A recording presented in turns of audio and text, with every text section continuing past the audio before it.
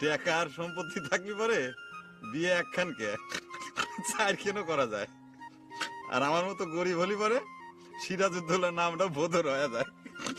বিয়ে তো দূরের কথা। বিষয়টা একবার চিন্তা করে দেখো, জাগারে বিয়ে করবার প্রয়োজন তাগার বিয়ে হচ্ছে না, আর ওই সেলু গাজী এক পা দিয়ে রয়েছে কবরে আর বিয়ে করার জন্য কিরম নাচটা নাচতেছে। দেখবে যে বিয়ে হয়েও গেছে। ওই বুড়িয়াটা শিখিয়ে দেওয়া দরকার। আচ্ছা তোমার বাপ মাই বা এরকম করতেছে কিসের জন্য কত? আমার সাথে তোমার বিয়েটা দিলি পরে কি হয়? হ্যাঁ কি হয়? হ্যাঁ, তা তোমার কি সেলু গাজীর মতো টাকা আছে না সম্পত্তি আছে? ও, সেলু গাজীর মতো টাকা যা করে আছে তা করে খালি বিয়ে হবি তাই না? আর আমাকে মতো গরিব সারা জীবন আমরা অবিয়েত থেকে যাবো না? হবি না কে? হবি, তবে সেটা কাজী অফিসে যায় করা লাগবি। তা তোমার তো সে ক্ষমতাও নাই।